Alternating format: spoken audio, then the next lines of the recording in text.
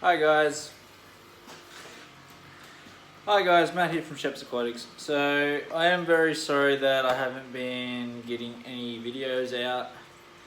I'm struggling even to get this vlog in. I'm actually working flat strap out in my yard, trying to clean up the trees and stuff like that, so I can get fences in, so I can get my renovation started. So I am sorry that I didn't stream last week because I was sick, and I'm sorry that I haven't been putting out any videos because, to be honest, I just haven't had time between work and housework. But I do have a few things to show you today. So one is we have the main air ring system. It's up. I'm just waiting on some valves and some hose to turn up so I can start filling, plumbing these in, mainly for this 6-foot tank here at the end. We're going to make a couple air lifts and reseal that tank and get it up and running. Still don't know what I'm going to put in it yet, but let's just get it up and running, get it cycling, get it ready so when we do want to put stuff in it, we can. I think I'm just going to go with a sand substrate, a river sand substrate, and I mean river sand like directly from a river. A very, very low, not very deep, because I do want to use sponge filter air lifts. So my plan of it is I'll show you at this end, is I'm going to put a little piece of sponge down the bottom and silicone that in. Then on top of that have a full piece going right to the top with the airlift tubes in behind it, so it'll lift the water up and through, then pump it out and across the tank. And I'm going to do one of those at both sides with 2 airlifts in each one. That's just to try and get as much circulation within the 6-foot tank as I can. I might even put a air stone in the middle of it just to get circulation both ways. The idea there is to try and get as much circulation with the water as I can, because I'm not putting any actual pumps on this tank. It is only going to be run with these air lifts. So I do want the air lifts to go both ways. I do have a bit of exciting news here in the plant tank. I probably won't be able to show you because I won't be able to find her, because the glass is completely covered in algae, which is kind of what I want. So the long arm shrimp have plenty of food all the time. They do eat whatever the other fish don't get, but that means they have plenty of food all the time and they're not fighting amongst each other. I have started adding my cherry shrimp into this tank as well, to eat any excess algae that the long arm shrimp don't get. My plants are going absolutely nuts in this tank, which is great. I have a couple of tubs. I brought a couple of tubs. Now starting to warm up. We're going to take them outside and set them up and find a half shady spot, so I don't have to move them when the summer comes around, so I don't get too hot. And might start taking a couple of these neon blue antlers. Take a couple of trios of those out. Now I'm starting to get the babies grow up, which we'll show you that in a sec, and throw them in one tub, and throw my white clouds in the other tub. So I have 2 tubs, so we're going to throw them out there. I'm going to basically heavily plant not heavily plant, but throw a heap of plants in there. One of the plants in this plant tank is going absolutely nuts, so what I might do is I might put Balasinaria in one, this other plant in the other, and hope with I can't remember what it's called. Agolian is another plant I've got here. It goes really well in tubs and ponds and that. Speaking of which, I do have my other pond out here. I might put a shade up over the top of that and maybe drop the white clouds or something in that. I don't know. That'd probably be better for the white clouds because the temperature doesn't really worry it too much. So I might set up a shade over the top of that and actually throw them in. through the week sometime. And hopefully the local cats don't get them. But we can do that. I've got to get rid of the guppies out of this tank. They're just basically, they were supposed to be neon blue female guppies. It turns out that they're like a half black female guppy. So we're going to take them and drop them off at a workmate's place. And yeah, so I will just do a quick little tour here, and we won't do too long a video, so this is all going to be taken in one take. So I am just going to turn the phone around and show you, so hopefully it doesn't work, it works all good. So down the, hang on, we'll just fucking close up my little tripod selfie stick here, so I can get you in a bit closer to my tanks.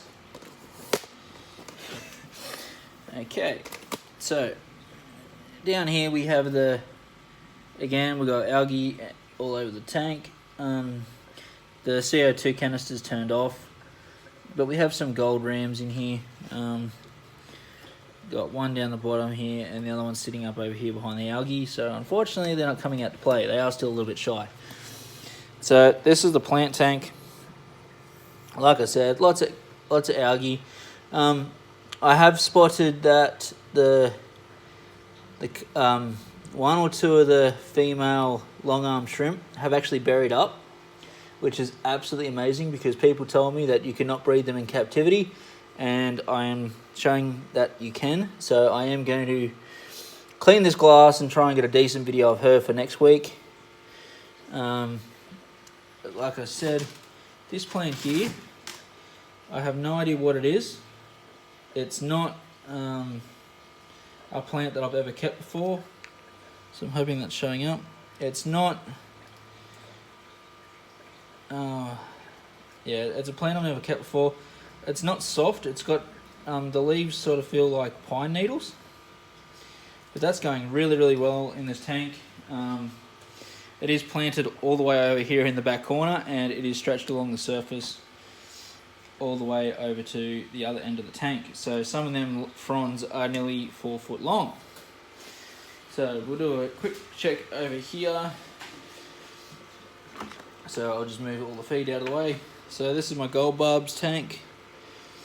I have seen a bit of spawning action, so we're just going to leave them in there for another couple of days. Get the turtle tank set up and going, and we'll get them into it. So this is the plant I was talking about, the Agoulian. I can never remember the name.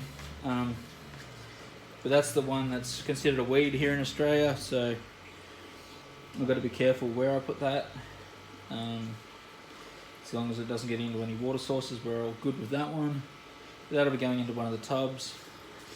This is a sneak peek, and it's only going to be a sneak peek of my bonsai tank. As you can see, the bonsai, and that's just starting to get a lot of film and that on it. It's the first time it's been in the water. There's a lot of plants in this tank that are fairly new to me. Like there's the moss on top of the bonsai. That's a new type of moss I've never kept before. We've got some physidants. That's Camamoan moss on top. Got some physidants and a few other things in that tank. There is a video coming out on that, more in depth video. So this is the 46 Aqua 1 Arc. As you can see, the plant's going nuts in this. We do have some blackbeard algae. I hope you can see it. Do have some blackbeard algae starting to grow, so we've got to get in and clean that off. It's only growing on the. Actually, I might even just get a little Siamese algae eater in to clean that off. It's a lot easier. So the Amazon sword in the back, it's starting to go nuts. As you can see, the Logugi is going nuts. Everything like that. On the bottom here, you won't be able to see these guys very well. We've just got a few neon tetras in here. Basically what's left of my neon tetras. We got a lot of guppy grass growing, some more Java fern on some rocks, a couple of balloon mollies, and 4 golden perch. Still got 4 babies. We did keep 4. So this tank is my neon blue endlers. Do have a heap of these little guys coming along, so I'm going to pull a few of the adults out. At the moment I only have two spawning females, and as you can see I have probably about 30 or 40 frying here, slowly growing up. So I'm going to grab one of the males, one of the females, and throw them in a tub, and hopefully by the end of spring, before it gets too hot, I'll have a lot more babies, so that'll be great. This tank is my other 2-foot plant tank. I've taken a fair few plants out of this and actually put into that bonsai tank, so we don't have many plants in here. We still have the Apistogramma cockatoides pair. We've still got the 4 bristlenose in here. We've still got the blue pancheks, and what was the other one? Otocinclus. We've still got 5 Otocinclus in here. Down the bottom under this we have plants to go in the top of the turtle tank in the waterfall. So this is just some swamp weed, and I can never remember the name of that one. Some watergrass, some Lilipopolis, I think, and that's just some grass, some native Australian grass that I'm actually going to plant in around the pond when I get the pond up and running. So that's just a quick overview on what's going on here, guys. I did want to keep it short, and I've breached over the 10 minutes. But I do have a few more reviews coming out. I've got a couple of filters here I want to set up and review. One hang on back filter and one canister filter that I'd like to do a review on.